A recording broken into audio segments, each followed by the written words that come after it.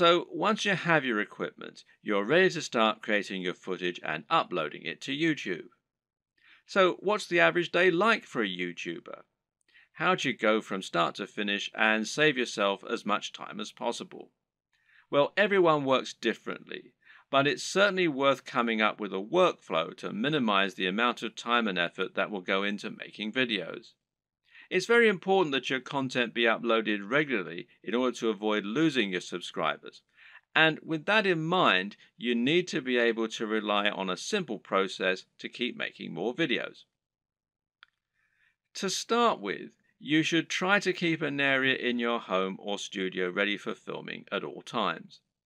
Designate a corner of an office or somewhere else to record your footage. That way, you won't have to get everything out and set everything up each time you want to film. It'll be there ready for you to go right away. This also means you can create a set for yourself and a backdrop. This is very important because it will once again greatly improve your professionalism. You don't want to record footage of yourself talking in front of an untidy bedroom with clothes strewn everywhere. Nor do you want to record in an untidy office or any other part of the home that just looks like someone's house, unless of course your niche is about something for the home. Rather, your aim is to make a professional looking set that will help to reinforce the lifestyle that you're trying to promote. Now, this might mean that you set up an area in your home to reflect what you're trying to say about yourself, and this could be a very clean and modern looking desk setup, for example, or it could be lots of comics and film merchandise. Another option is to use a completely white background, which is achievable with your lighting equipment and a white wall or even a bedsheet pulled taut, or to print out a large canvas or poster that you can use for your backdrop. Or you can use a system called chroma key and insert a background in post-production. Whatever you eventually decide, just make sure you have everything right where you need it, and you know just where to stand, and you have somewhere to prop a script. A good tip is to write yourself something of a script before you start, but to be generally quite relaxed in the way that you stick to this script. It's fine to work from it rather than reading it out verbatim. Another tip is to break your script down into lots of smaller pages. This way you can glance at the next section, perform it, and then move on to the next part. If you have a big enough storage card, then you can record everything in one take and then subsequently edit into a video that people will want to watch. But to do this, you also need to make it as easy as possible for yourself.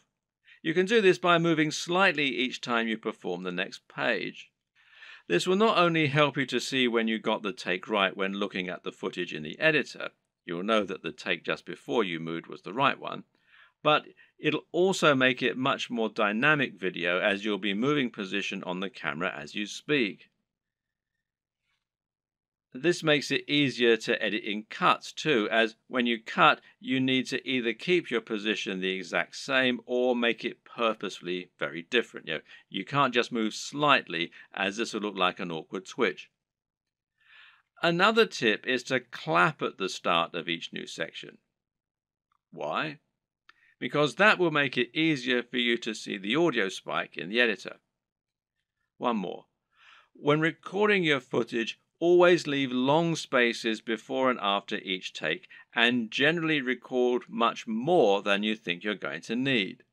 This will give you more to work with in editing. You should also set up your mic separately, remember, and if you're using a lapel mic, then you just need to plug in your phone and slip it in a pocket while you perform your shots. You can do this all in one take as well.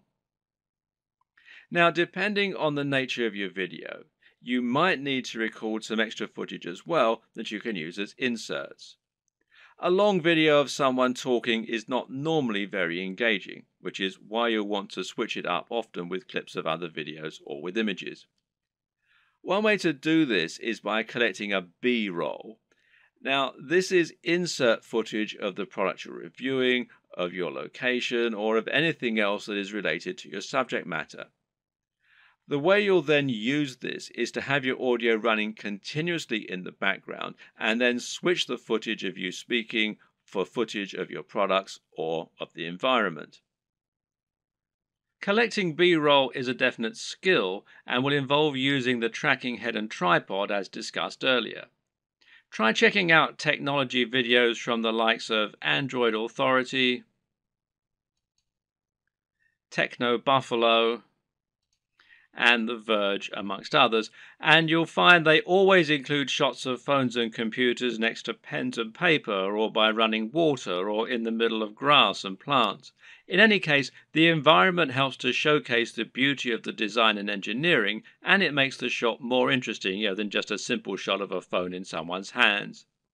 This shows off that lifestyle again, and it makes everything look attractive and desirable. Once again, you can always record more than you think you're going to need. You've been surprised of just how quickly you can run out of B-roll while talking, so get as many shots as you can possibly think of. You can also use other types of insert footage. For example, you might want to use footage of yourself working out while talking about fitness, or you might want to use clips from other YouTube videos, being careful about copyright, of course.